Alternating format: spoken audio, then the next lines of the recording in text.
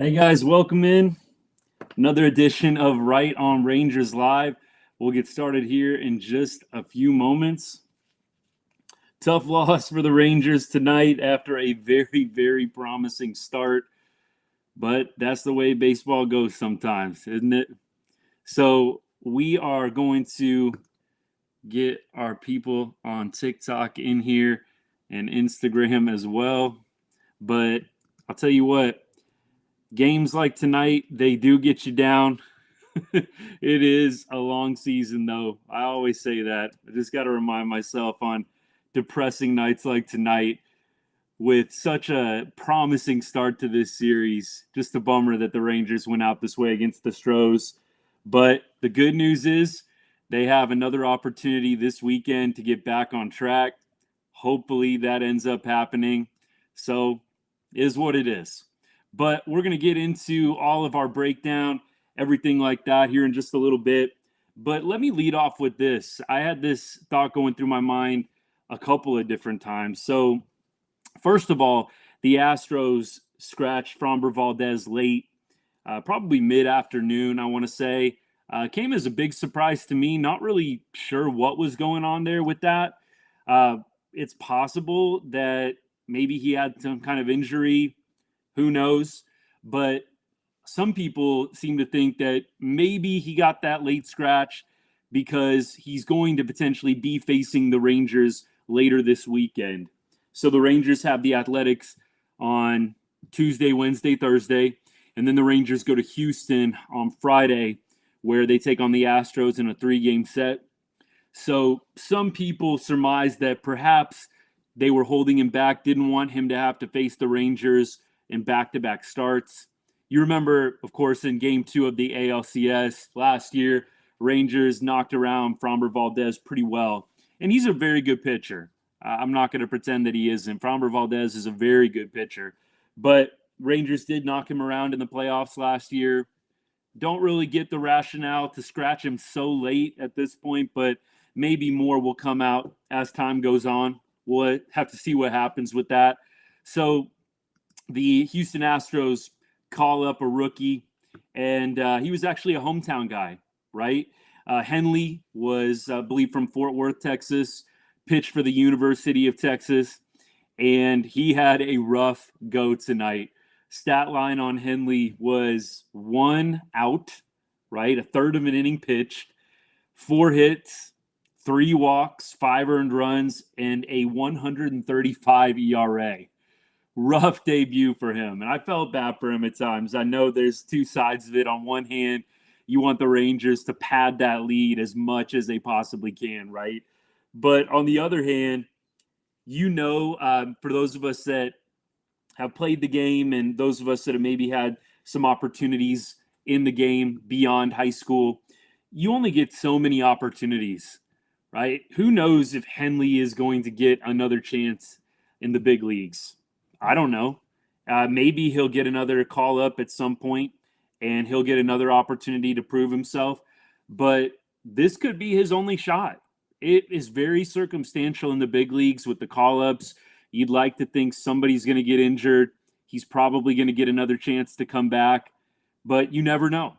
Sometimes, and there's been multiple cases of this with some Rangers players and with other players around the league.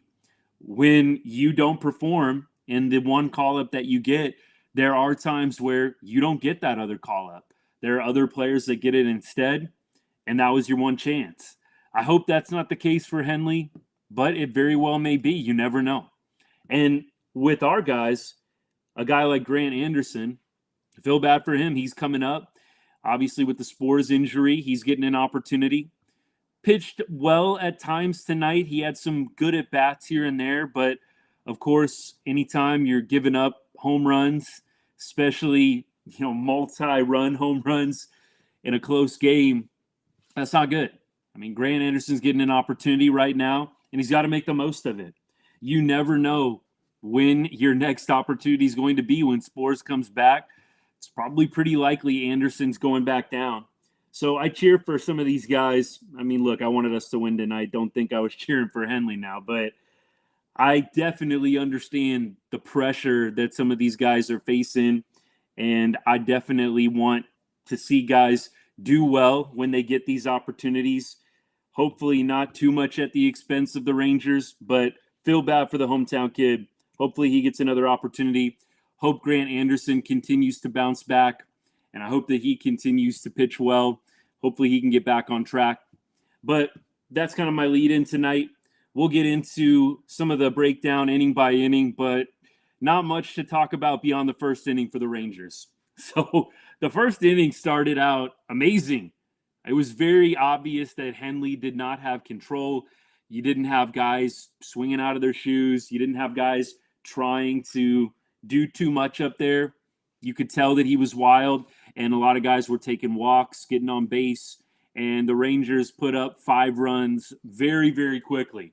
Finally, they were able to get an out, and then there was a pitching change.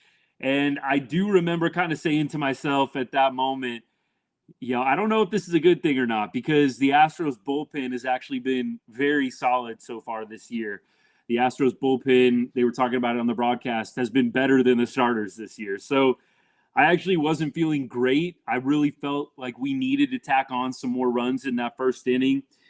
And that's why Marcus Semien grounding into that double play to end the first inning, you don't think about it very much. You don't think that it's going to matter in a game where you're up 5-2 and it's the first inning. But those are at-bats and moments in the game that you circle and say, man, it would have been nice to get 1 or 2 more right then. And then you don't know how the game changes from there. But I think that Marcus Semien double play to end the first inning, first of all, this has happened so many times this year, and it's so hurtful to the Rangers lineup.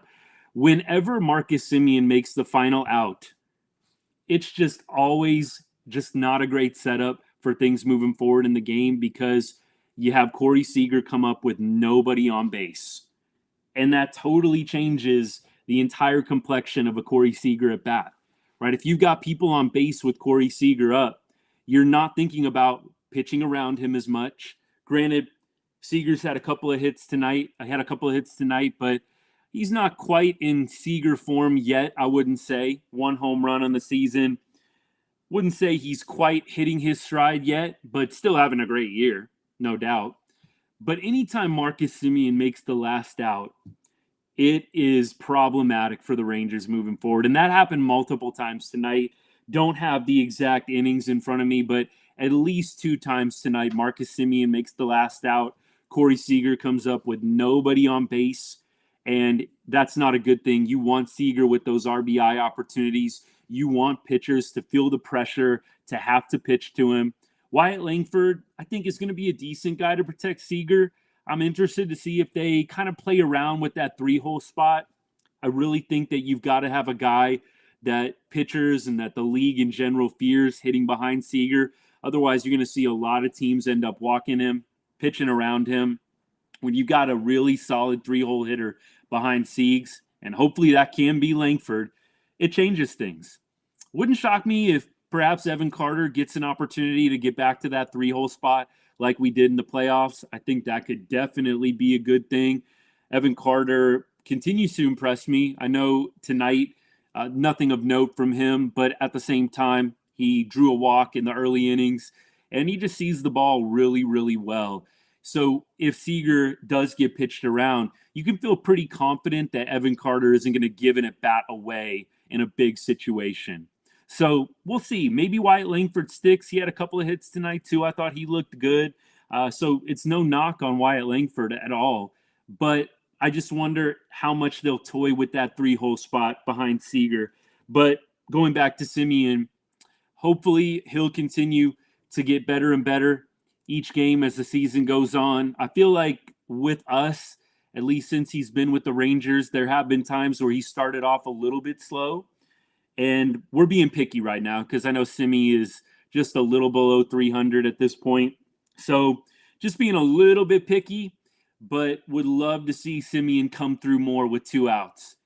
You've got to get on base for Seager with 2 outs. We need Seager with those RBI opportunities. That's a huge part of this offense. So that's something I'm going to be paying attention to. I want to see Semien come through with 2 outs more often to give Seager those moments with base runners on, so he doesn't have to start off the next inning, whether it's the top or the bottom, with nobody on base. Now, continuing forward, let's talk about probably the brightest spot tonight for the Rangers, which was Jose Urena. He absolutely was lights out, pitched 4 innings at the end of the game. That actually is going to be really huge for this Rangers bullpen moving forward.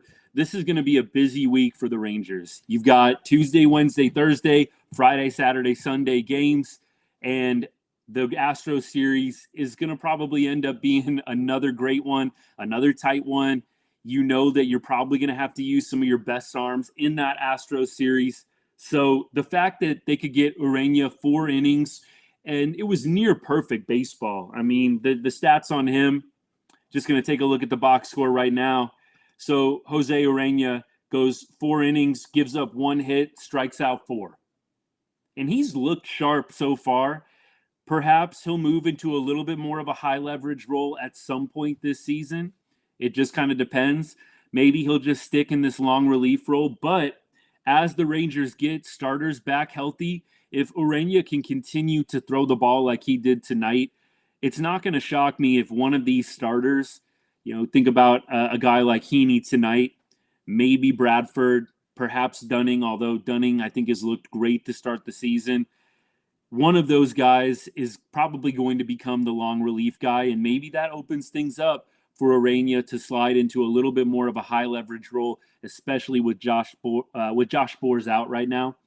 I think they're going to have to toy around a little bit with who is going to take the 6th, the 7th.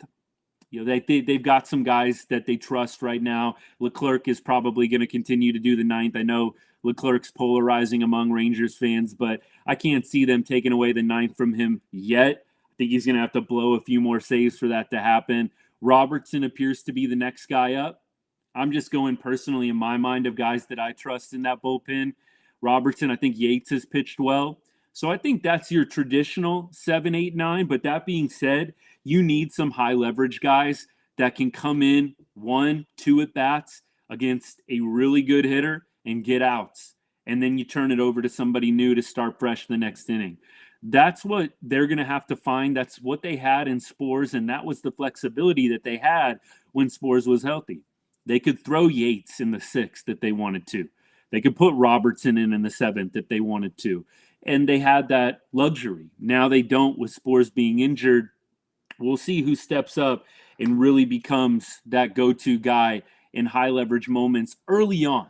We know who it's going to be in the 8th and the 9th.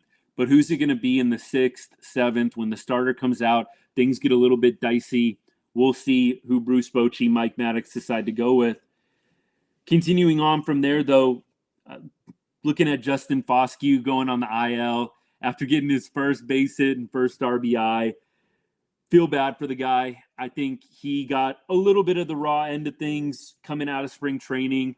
He hit really well spring training. I think he was around a 300 average. Got an opportunity with Josh Young going down. I don't know what his role is going to be when he comes back off the injured list.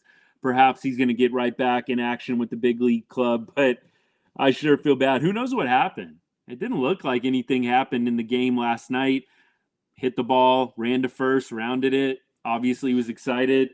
So don't know what happened over the course of the game last night in the 1 inning that he played, but man, I feel bad for him.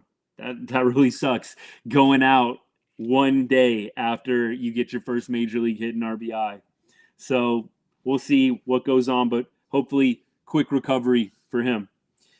A few other things. Let's talk about Andrew Heaney. I think he really got the raw end of the deal tonight with some early calls in the game. One to, I think it was Tucker, very early on in the game. It was a very clear strike 3, and I really don't even think it was borderline. Clear strike 3, a little bit of a high strike, but didn't get the call. And I think that really messed with Heaney moving forward. You could just see it on his face, annoyed, ends up walking Tucker after he should have struck him out. And then the Astros score some runs off of that.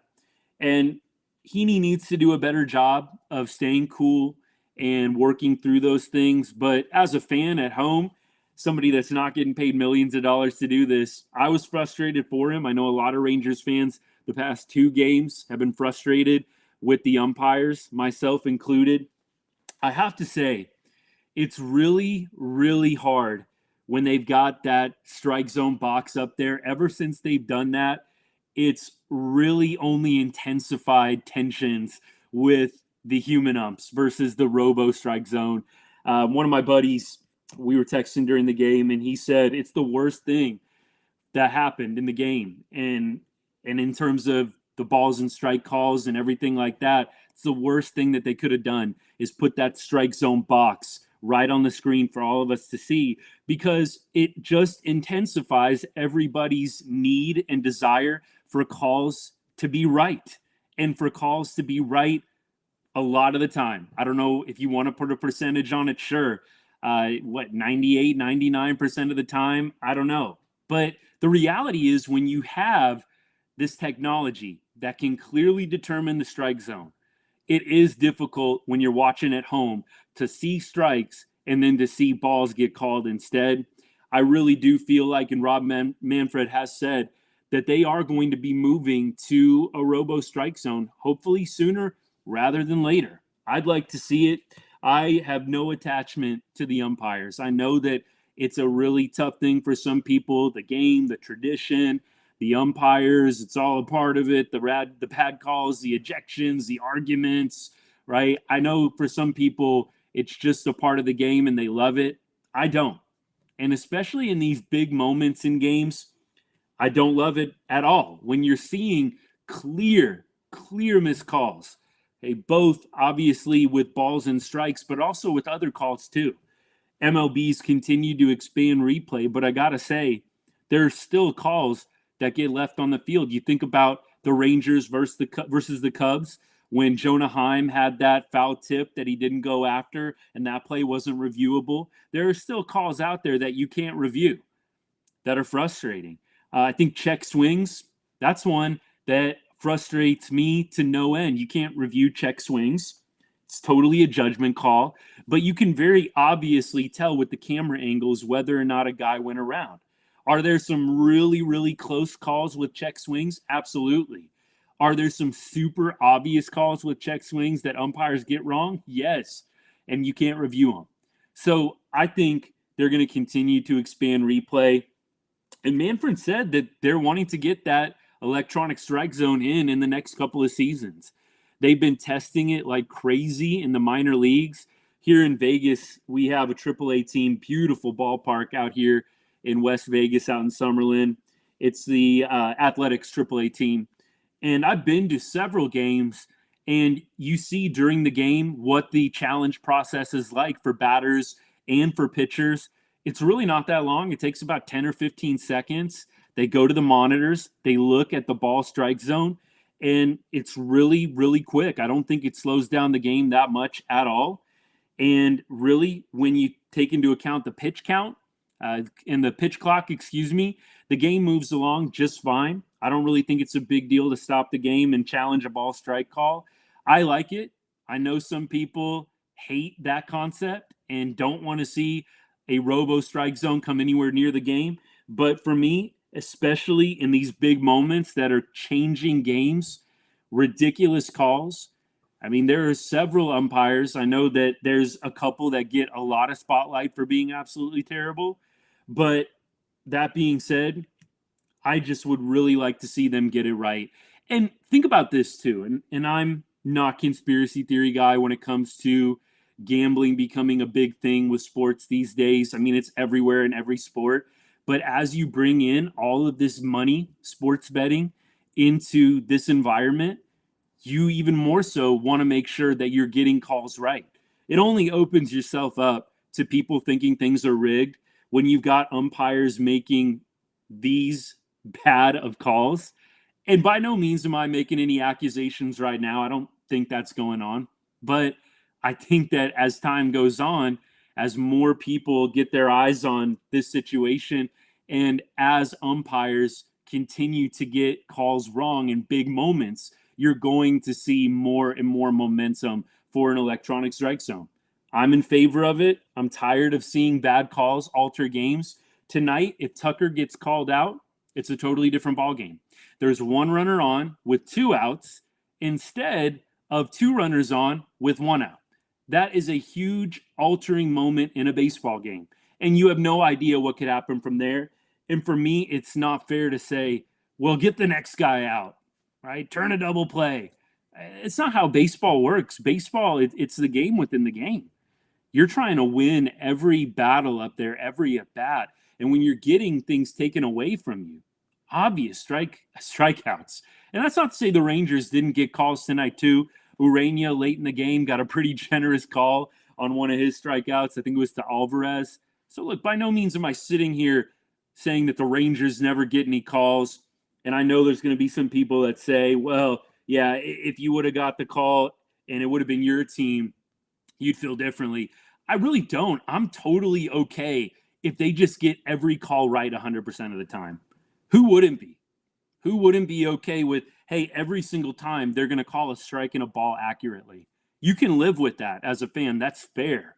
But it's when you're getting these bad calls, both going for and against you, that I think really starts frustrating people, because for me, it doesn't always balance out. That's another argument I hear. It's going to balance out. You're going to get bad calls. You're going to get good. It balances out. Well, not when it's the 9th inning of a game. It's not going to balance out. There's no more game left after the 9th inning. So if you get a bad call against you in a big enough spot, it doesn't even out. So I don't want to hear that argument at all from anybody against the electronic strike zone. There are times in a game, sure, in the first inning, maybe the calls themselves even out eventually, but one bad call happens with the bases loaded, and one bad call happens with nobody on base and 2 outs. You can't tell me that is even at all in the monumentous moment there, just with the situations with runners on base versus not. It's huge. So personally, I would love to see, and I'm going to be welcoming with open arms them moving to an electronic strike zone at some point. Expand the replay while they're at it. Just get it right. There's too much riding on some of these games. MLB has embraced the sports betting movement. You see advertisements all around. Just get it right. Right? That's all we're asking for, just for fairness. And with the technology today, it gets ever more increasingly frustrating. That was the big thing with baseball first adopting replay. What they were like 10 years behind football. Football was doing replay in the early 2000s. Baseball didn't do replay till like the 2010s. So for me, I hope that they continue to be progressive with it.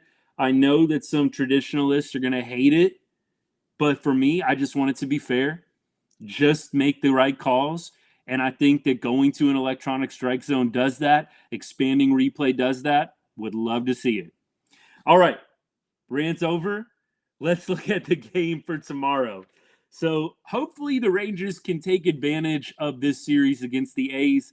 Last night on the live, I did mention the A's have always been, I feel like, a slight thorn in the Rangers' sides. Just when you think that we're going to have an easy series against them, where we can gain some ground in the division or create some separation in this case, the A's give us a good series. So we'll see what Oakland has in store for us. With that said, having Evo on the mound tonight or tomorrow night should help. Evo 1-0 with a 1.38 ERA, and he just looked masterful against the Rays. So sight for sore eyes seeing Evo on the bump. That's not to say we didn't get very solid performances from guys like Bradford, from Dunning. Heaney had a rough night tonight. I'm not going to be crazy hard on him. I think he had some tough breaks, but he's got to bounce back a little better. But it's just a sight for sore eyes seeing Evo. Hopefully he can get us back on track, get us back in that win column. Would be really nice to sweep this series going into Houston on Friday. We at least got to take 2 out of 3. Can't drop a series against the A's going into the Houston series. We need that positive momentum. We need the bats rolling. So I'm really hoping for a very solid series against the A's. Looks like the A's are throwing Alex Wood, who got roughed up in his first start. Wood is 0-1 with a 9.72 ERA. 10 Ks to his name, so he's been getting some swing and misses. Looks like for the Rangers, for the matchups, we've got not a lot of guys with at-bats against him. Looks like Garcia has the most at-bats against Wood, hitting a $125. So Garcia hasn't seen Wood particularly well. Then Heim looks like 1 for 3. We've got, let's look at some of the big names. Seager, 2 at-bats, 1 for 2. Nobody's hit a homer off him in their career. And then there's a lot of guys that have never seen him before. Simeon, 286 average and 7 at-bats. So kind of a mixed bag. Not sure what to expect from the Rangers. I hope it's better than tonight. After scoring all those runs in the first inning, it was painful watching us go scoreless for the next 8. On the broadcast, they threw out this stat that after the first inning, no Ranger reached second base. That's just not a good recipe for success, is it? So I'm hopeful that things will turn around with the Rangers bats. Some of these guys that we're really counting on will catch fire. It's going to happen. It happened last year. I'm confident it's going to happen again. We got some guys starting out a little bit slow. Hopefully the A series will be the series that it all gets started and it all comes together. That's my hope, at least. Beyond that, guys, let's take a look at a few other things. I'm going to just run through box score real quick. Seager, 3 for 5 tonight. So 368 average on the year. As I said, Simeon's got to get on base for him. Got to get on base. Simi was 0 for 4 tonight. Had a walk in the first inning, but can't have Simi going 0 for 4 in front of Seager. And definitely can't have Simi not coming through with 2 outs, because then Siegs comes up with nobody on base. Langford, 2 for 5, hitting 256 on the year. Garcia, I think he has a pretty nice hitting streak going. I think it's up to 7 or 8 games, something like that. So 1 for 4 tonight for him. Runs scored, 2 strikeouts. Doesn't see Alex Wood particularly well, the A starter tomorrow, but we'll see how he fares. Evan Carter, 0 for 3 with a walk. So he's hitting a $172. Kind of hard to dig yourself out of that 0 for 15 start. The average will come around eventually. I'm not too worried about Evan Carter. The hits are going to come for him. He's going to continue to see the ball well and give you quality, positive at-bats. Then down the rest, the last 3-4 hitters. Smith, 1 for 3 with an RBI and a strikeout, hitting 316 on the year. Walsh is still hitting 314. He went 1 for 3 tonight with 2 RBIs. Kisner, 0 for 4. Didn't look like he was very comfortable up at the plate. I mean, he had some solid contact here and there. I know Jonah Heim's got to get a day off. He can't catch all 162 games.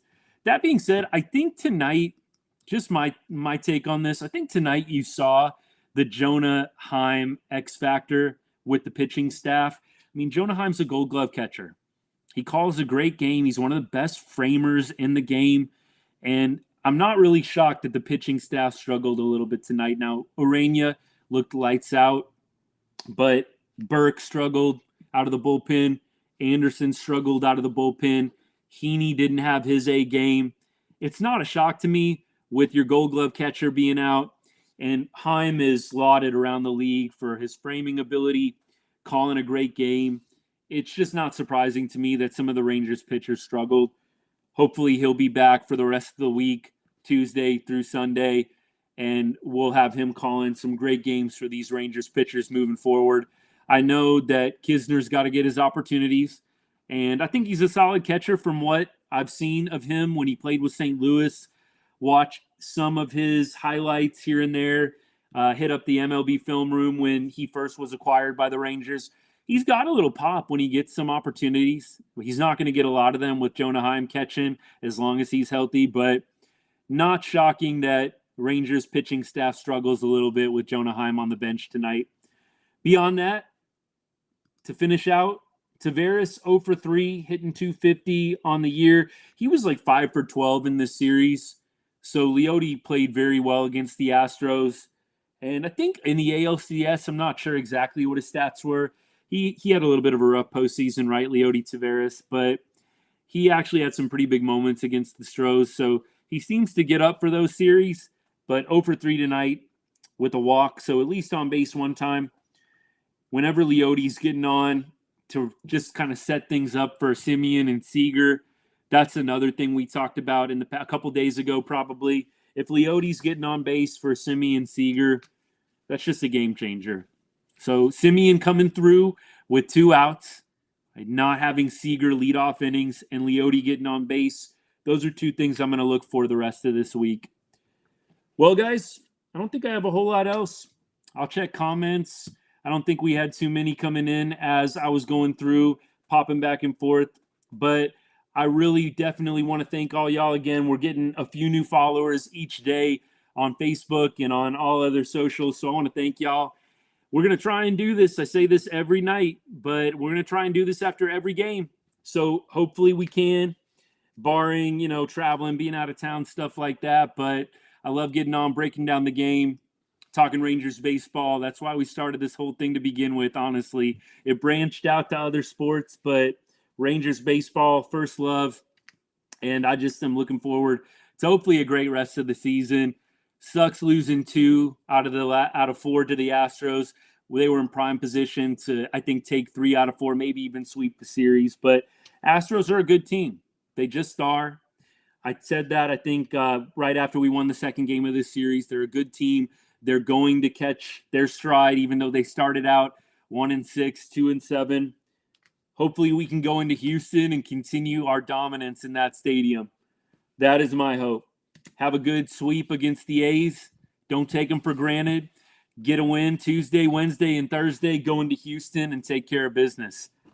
And hopefully Evo will get us started back into our winning ways tomorrow night. So it looks like game time is at same time, 7:05 Texas time. We'll go live afterwards and break it down. But again, want to say thank you guys for tuning in. We'll have a reel out tomorrow going through our system, betting 1 cent on every Facebook follower that we have towards Rangers money line. Didn't work out tonight, but the system is still profiting about $35 or so on the season. We're making those big bucks, guys. Hopefully the Rangers can continue to win some games and we'll continue to have some fun with it. But I'll have a reel out probably late morning, early afternoon. And then, of course, we'll go live after the game. Hope all of y'all had a great day. Hope you guys have a good night. And as we always say, God bless and go Rangers.